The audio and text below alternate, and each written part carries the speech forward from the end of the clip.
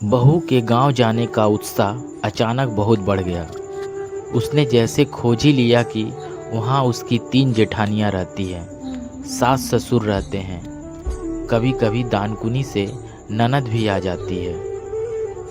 हंसी मजाक का सारा अड्डा वही है और सारा मजा जैसे वही लोग लूट रहे हैं। मेरी पत्नी लेखा को लगता है कि गांव की असली ताज़ा खबर यहाँ से नहीं मिलती। तीनों जेठानियों को फ़ोन करने पर 4 तरह की बातें सुनने को मिलती है। आधी बातें छिपा ली जाती है। सब बहुत चालाक हैं। देवरों की राजनीति, सास का पैसों का हिसाब, ससुर का गुस्सा और गालियाँ, जमीन के बंटवारों की चर्चा, जमा पैसे का लेखा, कुछ भी यहाँ बैठकर ठीक से पता नहीं चलता।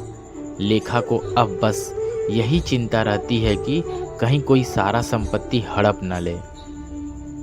इसी वजह से उसका गांव जाने का उत्साह और भी बढ़ गया है और उसके साथ मेरी अनिच्छा के बावजूद मुझे भी जाना पड़ रहा है। हमारी 17 साल की बेटी की पढ़ाई भी छूट जाती है, लेकिन ना कह नहीं पाता।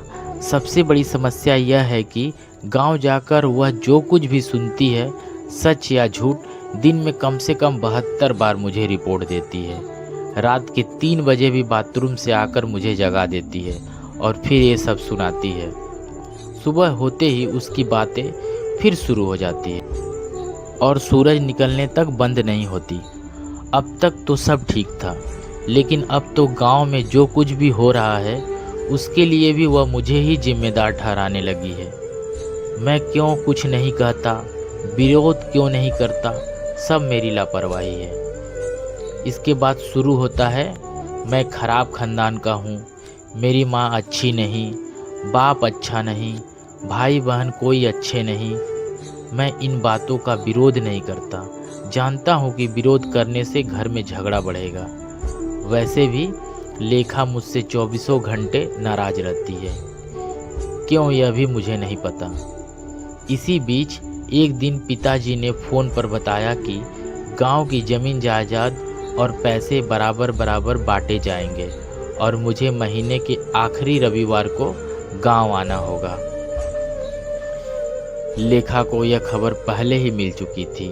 वह बहुत उत्साहित थी, बार बार मुझे समझाती कि कोई चालाकी न करे, पिताजी पक्षपात न करे, बैंक की पासबुक अपडेट रहे, कोई हमें ठगे नहीं।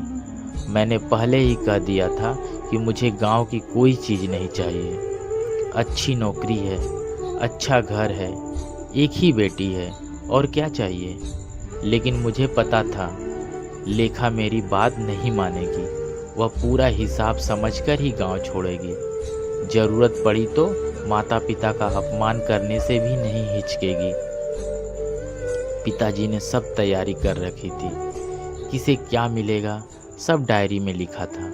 लेकिन हैरानी की बात यह थी कि मुझे 1 बीघा ज़मीन ज़्यादा दी गई और मेरी बेटी रिया के नाम 1 लाख रुपए अलग से दिए गए। मैंने पूछा, मुझे ज़्यादा क्यों?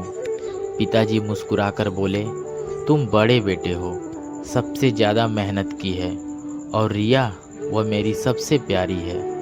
मैंने देखा लेखा बहुत खुश थी, खासकर रिया के लिए मिले 1 लाख रुपए से। लेकिन अगले ही दिन सुबह लेखा ने पूछा, हमें 1 बीघा ज़मीन ज़्यादा क्यों मिली? कहीं और भी कुछ छुपा तो नहीं रखा? यह इशारा बहुत बुरा था। मुझे गुस्सा आ गया, लगा एक थप्पड़ मार दूं, लेकिन मैं चुप रहा। बेटी बड़ी हो गई है, वह क्या सोचेगी। आंखों में आंसू लेकर मैं ऑफिस चला गया। इतना अपमान मेरे माता पिता ने कभी नहीं सहा था। अब कहानी लेखा की जुबानी। मैं हूँ लेखा मित्रा, रिया की माँ, मित्रा परिवार की बड़ी बहू। आज मेरे पति अम्बरीश के ऑफिस जाने के बाद अचानक देखा ससुर जी एक थैला लेकर आए हैं। कल ही तो गांव से लौटे थे, फिर आज क्यों आए? मुझे लगा शायद कोई समस्या है या रिया के पैसे वापस लेने आए हैं। मैं उन्हें पसंद नहीं करती थी, बहुत गुस्से वाले हैं, छोटी छोटी बातों पर गालियां देते हैं। लेकिन एक बात थी, रिया से बहुत प्यार करते थे। मैंने उन्हें बैठने को कहा, पर उन्होंने कहा, नहीं माँ, समय नहीं है, कल कुछ देना भूल गया था। उन्होंने बैग मेरे हाथ में दिया। खोल कर देखा, अंदर एक पोटली में बहुत सारे सोने के गहने। मैं खुशी से चौंक गई। ये सब मेरे हैं? वह बोले, हाँ, ये तुम्हारी सास के गहने हैं, मरने से पहले तुम्हें देने को कहा था। मैं घबरा गई। मरने से पहले मतलब? कौन? वह बोले, अम्बरीश ने तुम्हें कुछ नहीं बताया? मैंने कहा, नहीं। ससुर जी ने सिर झुका लिया और बोले, उसके पिता बांग्लादेश मुक्ति युद्ध में गए थे, वापस नहीं आए। उसकी माँ उसे लेकर हमारे घर आई और कुछ समय बाद चल बसी। मैंने उसे अपने बेटे की तरह पाला। कब वह मेरा बड़ा बेटा बन गया, पता ही नहीं चला। मेरे पैरों तले जमीन खिसक गई। इतने साल इतना बड़ा सच किसी ने मुझे नहीं बताया।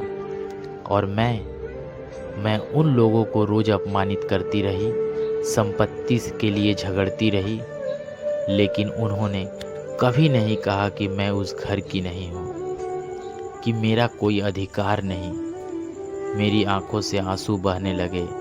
इतने अच्छे लोग भी होते हैं इस दुनिया में। मैंने बैग वापस किया और ससुर जी को गले लगाकर कहा, मुझे कुछ नहीं चाहिए, न जमीन न पैसा, बस आप लोग चाहिए, ऐसा परिवार चाहिए।